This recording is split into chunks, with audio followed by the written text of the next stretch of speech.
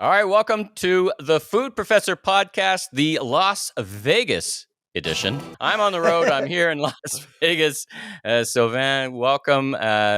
Great to see you again, and Yeah, it's great to different for see you as me. well. We're I think both it's the in. first time you've been on the road since we've started the podcast, right?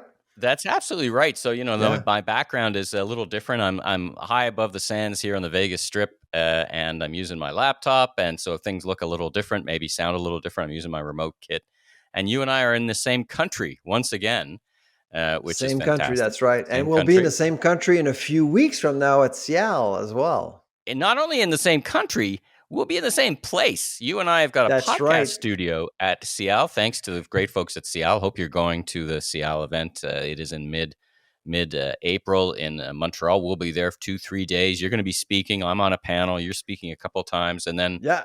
I'm first hopefully, speaker of the event on that's on right. April 20th, and I got a couple of panels as well. And Yeah. yeah, I'm so pumped. I mean, Seattle is my favorite show. Mm. Trade show. Lots going on there, and I'm hoping to catch up with a lot of folks that I haven't seen in a while. Yeah, that's been my experience here. I'm at a convention called Shop Talk, which is the Yeah, talk to us gathering. about Shop Talk. Mm. What's going on? What is it about? Yeah, Shop Talk is a gathering of e-commerce digital retailers, basically. It's unique in that it's very focused on that. So there's about 12,000 people here. And, there's not 5 steps I walk where I don't recognize somebody. And it's a great conference. So top tier presenters, and they have one-to-one meetings that they schedule. So get this, as a retailer, you can go to Shop Talk for free. They fly you, put you up in the hotel, and give you the ticket. The trade-off, and this is kind of like a Miami condo deal, is you need to sit through between 8 and 12 15-minute meetings with vendors. Really? That's the model. And it's Okay. I'll send you a picture and I'll post it online. Literally 1,000 little tables with signs, and as retailers, they come here, and there's a bit of a matchy kind of a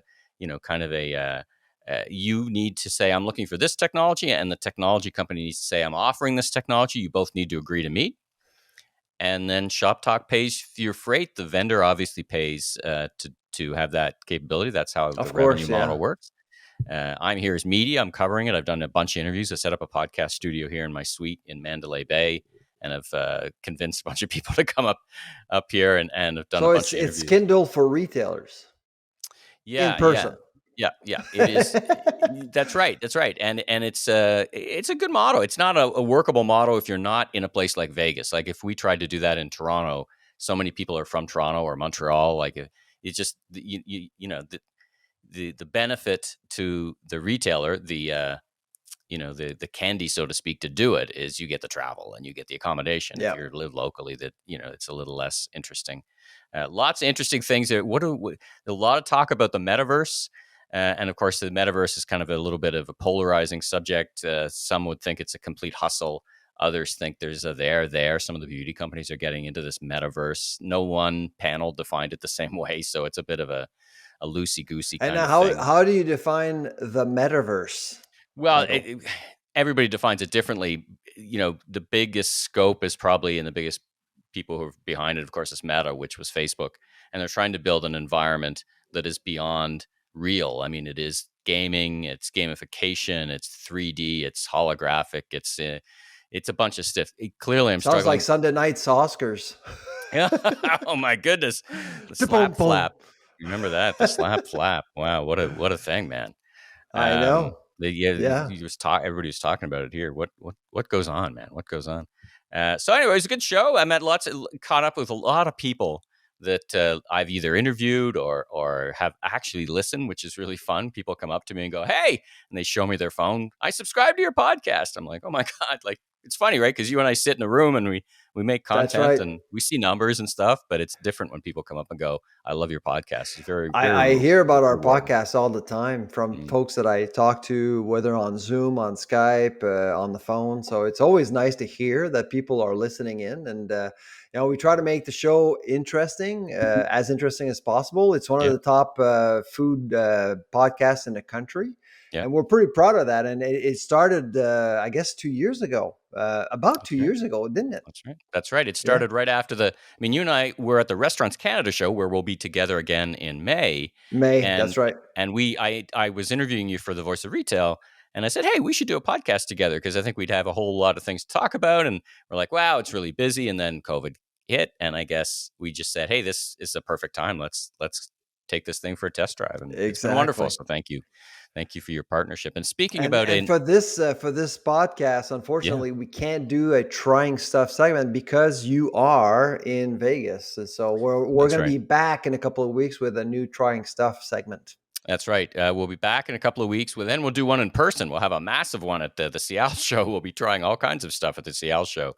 And thanks to the vendors Oh who've been yeah. sending us product. It's great. And speaking of interesting podcasts today, while we don't have a trying stuff episode, we do have a fantastic guest. Lynn Castengate, president Oh, of Saputo US, has joined us, and it's a great conversation. And you should look forward to that because she's such an incredible leader and a leader in the food business, and Saputo's doing some well, pretty actually, amazing things. I wanted, so Saputo is a well recognized, respected Mm, company, obviously in Quebec and across the country. And I've always wanted to interview someone. I've always wanted to invite someone to the podcast from Saputo. We had Lactalis with Mark Taylor, yep, and yep. the other major dairy player in the country is Saputo. And but I didn't want to invite someone from the family. I wanted to invite Mm, someone who really has been successful. When I saw Lynn's appointment last fall, I thought, that's it. This is oh, what we need. Absolutely. perfect, perfect. Yeah, it was a great interview, and we'll get to that in a few minutes. Let's hit some stories. I guess first on my mind was your post, and I was reading it about Statistics Canada, and we've talked about Stats Yeah. Canada over the past bunch of months, and as it relates to food inflation and how they measure inflation. You were trying to, to penetrate the wall of how do you do it and how are you, what are you measuring? And they put out an announcement in their CPI announcement. I saw the CPI announcement, but I didn't scroll down. You did, and at the bottom of it, they said, "Hey, guess what? We're going to change the way we change the basket." Right. So Yeah. let's talk about what that means and practical implications. And what are your thoughts about it? Well, typically Statistics Canada will look at several products, hundreds and hundreds of products. But on their website, they will only give you 52 items you can look at, and you can look at their historical data. My understanding from the note is that they will change the food basket, which is honestly a good idea. I mean, the food basket always needs to be refreshed because Sure. our tastes, or what we buy, will change. What I got concerned when they spoke about historical data. Apparently, as of May, we won't have access to historical data for certain items. Mm, And to be honest, right now, I mean, a lot of people are concerned about food prices. People are concerned about food inflation, and an historical perspective always helps. Whether you're a retailer, a processor, or of course a consumer, you want to know, well, relative to last year or the year before, are prices really higher, and by how much? So without that historical perspective, it's really hard for economists, researchers to get a better sense of what's actually going on how prices do behave. mm, And so I actually, made some comments on Twitter, and Statistics Canada, of course, contacted me again because they're very good at that. I mean, I actually have a lot of respect for people at Statistics Canada. They are very competent, but the mm, one thing they don't do is to accept criticism. They're not very good at that. mm, mm, And so we spoke. We exchanged emails. We didn't speak this time. We have met with them on several occasions, but this time around, we were actually going back and forth. And I actually posed a question last week. Well, how do we? How can we actually get more data from you with this new food basket? And I never got an email mm, back, which mm. is problematic. So Yeah, I'm very concerned, and of course on Twitter, a lot of people were saying, "Are we making these changes for political reasons?" To Mm, because it's been argued that the food inflation rate has been underestimated, right? mhm. And a lot of people have noticed, and I was wondering whether or not this move right now is a sign that Statistics Canada is basically admitting that perhaps the methodology needed to be fixed So in order in to. that way, it's not a bad thing, right? That they're updating the food Oh basket, no, right? absolutely, yeah. Absolutely, it's quite normal to do that, and of course the Labor Department in the U.S. would do the same thing when assessing Mm, food mhm, inflation in general. So it's not abnormal to see our federal agency do that, but it's the way it's communicated. And I don't know if you actually looked at the CPI report note, but there was also a huge note about dairy dairy, yeah, prices. yeah, that I read. That caught my attention for sure, yeah. And so I had a conversation with the CDL Institute in Toronto, and we both kind of were puzzled by like why would you ever, put a 3 4 paragraph explainer about one specific category? I've never in 25 years I've never Mm, seen that.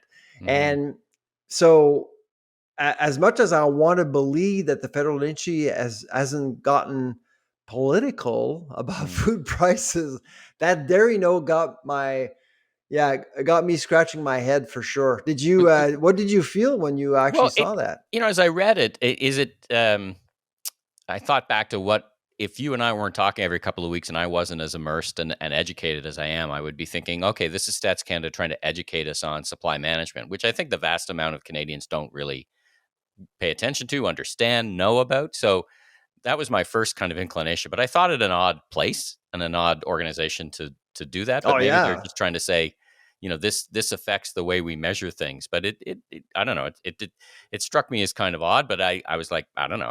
I don't know if that was an odd thing. But what you're saying is it's a very, so to speak, unprecedented it's highly communication. unusual Mm, to actually look at one specific category and provide a mm, pretty explicit explainer mm-hmm. to the Canadian public. And of course, dairy is very political in Canada. Yeah. You're saying that most people don't understand supply management. I would say a lot of politicians don't understand supply management either. Mm. Even dairy farmers don't necessarily Eh, understand supply management. As long as they get a fair price, they understand fair pricing, but they right. may not understand the mechanism related to the CDC, for example, the Canadian Dairy Commission, and we spoke about that. And so I'm a little bit concerned about everything that's going on. And of course, right now, you may have seen some of my comments in the media. There was a Toronto Star article yesterday about a potential beef cartel Yeah, in that was going to be Canada. my next question was going to be about beef and there's a lawsuit or a class action suit apparently. What's In going on there? Quebec. Yeah, in Quebec, Okay. by option consommateur. It's only in Quebec for now, but if I were in the meat industry, I'd be concerned about Mm. reputation and how it could impact the rest of Canada and consumer trust, generally speaking. And Now, that's at the this processor level, lawsuit. right? The lawsuit's at the processor level, right?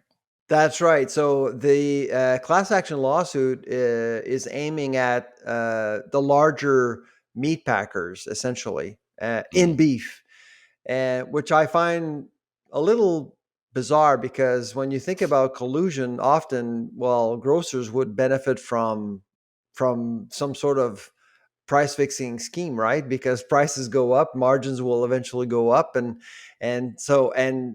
pork is not targeted at all in this lawsuit, and so it mirrors what has happened in the U.S. with the Packers and the latest GBS settlement of 57 million US dollars. Mm. GBS is actually signing a check, but is not admitting guilt either. Mm. And so, because I mean, proving anything is going to be very difficult. So I So suspect to that be clear for the listeners, what whether it's GBS or this, the idea is that the processors would collude to set prices that they buy from the farmers. well, they Yes? they they Or, well they would actually not well prices at farm gate prices are set internationally, so farmers would get so much money. But what it's being argued is that perhaps processors would basically inflate prices wholesale Okay. to grocers. So grocers would obviously have to sell products at a higher price. Now, if you look at going back to Statistics Canada, this is why historical data is so important, because Mm. people are asking, is there collusion, Sylvain? Well, I don't know. I don't know. But let's look at price behavior, how prices have behaved over the last several years. And yes, I mean, beef is an attention grabber for sure. Hmm. There are only two items that have actually increased more than beef since 2015. Do you know which one they are? Butter? Dairy? No, I No, don't know. no, no. It's baby food and potatoes. Okay. Yeah. And so you got to wonder, okay, is there collusion in baby food now? Is there collusion in potatoes?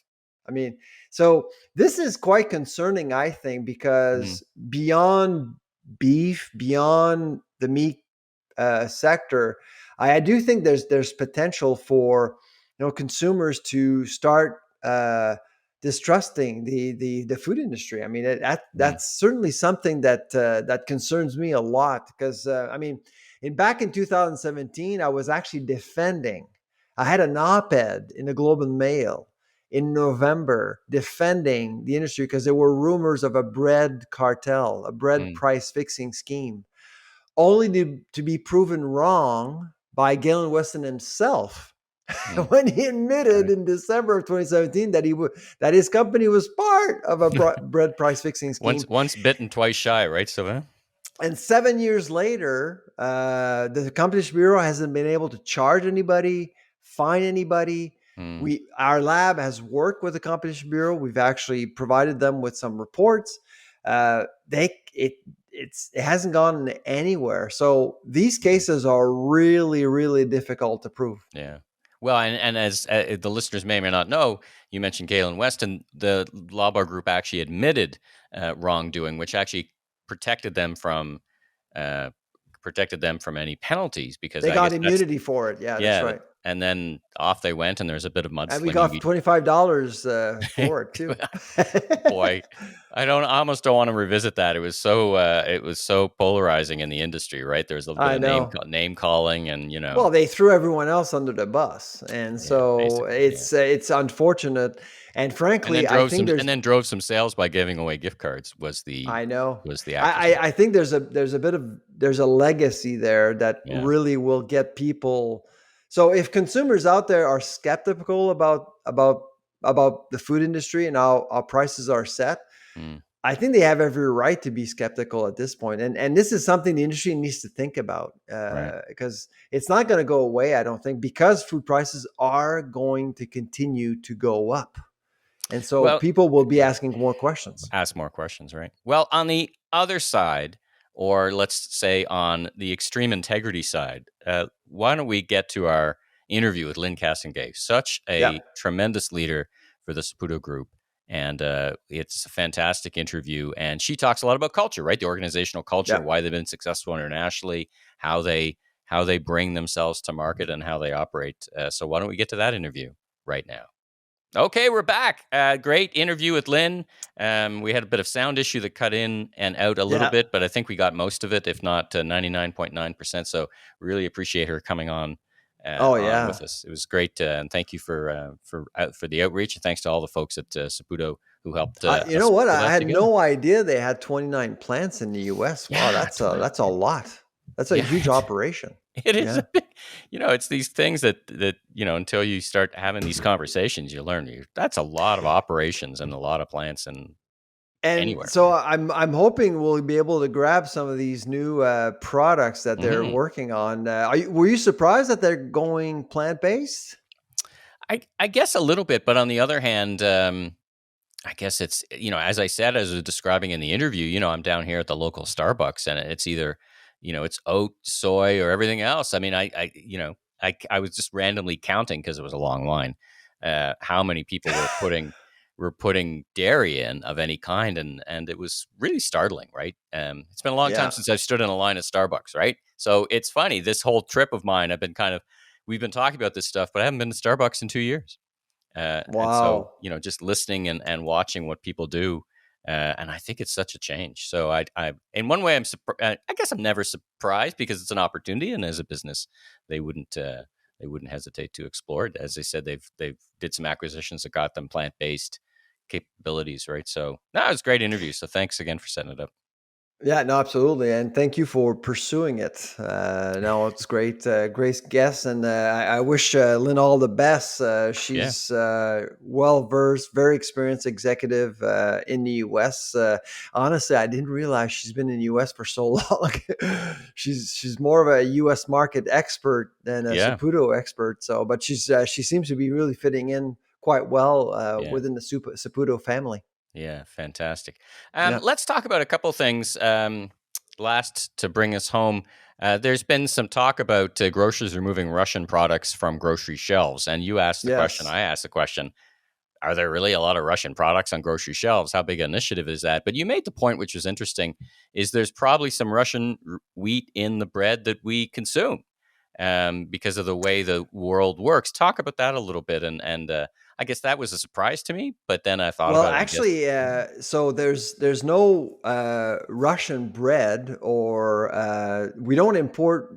I'm not aware that we're importing wheat from Russia or Mm, bread from other countries. To be honest, most of the bread that we consume in Canada is made in Canada. hmm However, what I argued is, well, what is a Russian product? And are you looking at byproducts or ingredients as well? And when mm, you start looking at ingredients, things can get pretty complicated with pasta, crackers, anything you import from Italy, from mm, Europe.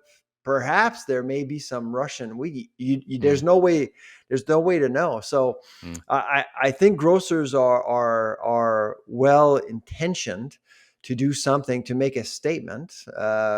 Wondering whether or not they actually gave money to the Red Cross, for example, to support Ukrainians as a result of the invasion. But because a I lot of like McCain and Maple Leaf have done so. I saw I saw no, I didn't. I saw Metro did, and the other grocers That's may have, right. but That's right. I just saw a post from Metro So from Serge. so Actually, I there's think Serge, because Serge has been a yep. guest on our podcast. Yeah. Yeah, absolutely. And so there's that, and so and I think that really something that is often underappreciated is the fact that, well, uh, ag commodities, or the ag commodity market is quite globalized, hmm and so and both the Ukraine and Russia would export a lot of grains to different manufacturers around the Yeah. I world. hadn't thought of that. You're right. If you're buying Italian or Swiss crackers, they could be that could be Baltic, Yeah. So are Ukrainian or you Russian wheat. are Sure. Mm. but so I would say that probably you would need to remove many other products on If you shelves. could But figure that out. I mean, if you could yeah, even figure exactly. that out, But right? it's the symbolism, Yeah. and of course there are some brands that could remind people of Russia, like the Smirnoff vodka, for example, Right. which Right. is not Russian. But you could argue, okay, how far will this go? I Yeah. mean, there's been some really strange stories since the start of the invasion, Mm. where people were decided to boycott Russian restaurants, Yeah. Russian recipes, poutine in Quebec and Right. elsewhere. I mean, there's been a lot of silly different stories, but Yeah. I mean, sometimes people make decisions or will make a statement, but at the same time, they will hurt people they want to help. Like, for example, there was a Russian restaurant in Vancouver. They literally only employ Ukrainians, Yeah. and so that's why we need to be I totally appreciate what companies are trying to do here, but at the same time, you want to be also rational about some of the Mm. decisions you're making. Kind of a measure twice, cut once approach, right? So in case you're doing more harm or not achieving your Exactly. intended, I think for a lot of us, it's other than kind of donating money, and I think now we're going to start both sides of the border. Biden announced 100,000 Ukrainian refugee policy, and Canada's Yeah. starting to get them. I think that's going to be the next rest of our year is helping the folks who Well, arrive with being in basically Las nothing. Vegas, do you feel that Americans are actually sensitive to this Ukrainian crisis at this point? Because Certainly at this certainly so at this conference, because a lot of the conversation has been about, and I had a great conversation with a brand retailer talking about the supply chain just got immeasurably worse and more expensive. So the general hope was that the supply chain would get a bit easier and less expensive mid 2022, and they're saying that we're now it's 2023 if we're lucky. So there is conversation of its impact for sure. And Mhm. yeah, I mean, everyone, when we talk about supply chain, they talk about the implication of Ukraine and express their regret and their feelings about it. So The it human certainly aspect comes of up. the conflict, yeah, absolutely, Yeah, yeah. it certainly comes up. But we're not really talking here about things like the immigration or the day to day stuff. But it does come up in this context about that. I guess the last thing we'll leave on, just since we're speaking about the Ukraine, is you're worried about famine. I guess we've talked about this before, but is there anything you'd like to add in terms of, as you think of it today? Now we're heading towards April. We've been watching what's been planted or what's not been planting. Well, Let me put it this way: if your level of concern was at on a scale of 1 to 10, was, let's say it was an 8 before. Is it an 8 or is it an 11 now? Has it gone up, down, or sideways as events have transpired? it's gone up. It's Hmm. gone up for sure. Just because of the numbers that we're seeing, the World Fruit Program will be in a deficit. That region Mm, is so critical for the Middle East, for Northeast Africa, for parts of Europe as well. And so, and the Wall Street Journal actually yesterday had a pretty good article uh, pointing at North America. I actually think that all eyes now are on mm, North America to deliver, to mm, produce. So mm, there's more pressure, and I'm not sure Canadians actually realize that, but there's more pressure. And the one thing we haven't discussed on this podcast yet, beyond the fertilizer issue, fiscal measures we can implement to help farmers and things like that. There's also this food to fuel debate that really was raging back in 2007, 2008. Remember when oil was at ethanol. 147 US dollars and people Mm, started to think about ethanol and mm, mhm, biodiesel? And mhm, mhm. well, the legacy of that is that 40% of corn produced in North America is for ethanol. Really? 40, yeah. I had no idea. 40%. And so you got to wonder, well, because of global food security challenges that we're all going to be facing this year, aren't shouldn't we not look at that ratio a little bit more seriously now? Hmm. And I do think that perhaps, of course, it's time to kind of think about this very differently. But of course, the reason why ethanol exists and these policies are in place is because we want to get green. We want a greener economy, and so there's a lot of dilemmas that we are facing, and it's going to be interesting to see how Canada reacts. I don't think there'll be famine in North America at all. Mm, I think we'll see higher food prices, but we should feel lucky in the yeah. grand scheme of things to actually have something to buy Mm, at the grocery store. But this, I think I'm expecting this food to fuel mm, debate to mm. to come up again over the next little while for sure. Well, such a interesting podcast. I mean, I learned so much doing this with you. So once again, I'll go back to where we started, and it's great to be here doing a podcast with you. And we got one more episode. I think we We have one more episode before Seattle, right? That's right. We have one more Okay, episode before Seattle, and then in Seattle, we're going to do our episode together, some bonus stuff. So tune in for that. And if you're going to Seattle, please reach out. We'd love to talk to you. Sit down with us, and we'll be talking to absolutely. folks there. And so we're just going to have just a big pile of fun. So thanks again to the folks from Seattle. And so let's wrap up this episode. I'm Mike LeBlanc, the president of Emmy LeBlanc Company and a bunch of other stuff, including traveling to Vegas. And I'm Sylvain Chalbois, the food professor, and I don't have an alligator song for Florida yet. Well, you're going to have to come up with one pretty soon. All That's right, right. everyone. Thanks for tuning in to the Food Professor podcast. We'll be back again with another episode, another great interview, and back with trying stuff next episode. All right. Bye bye.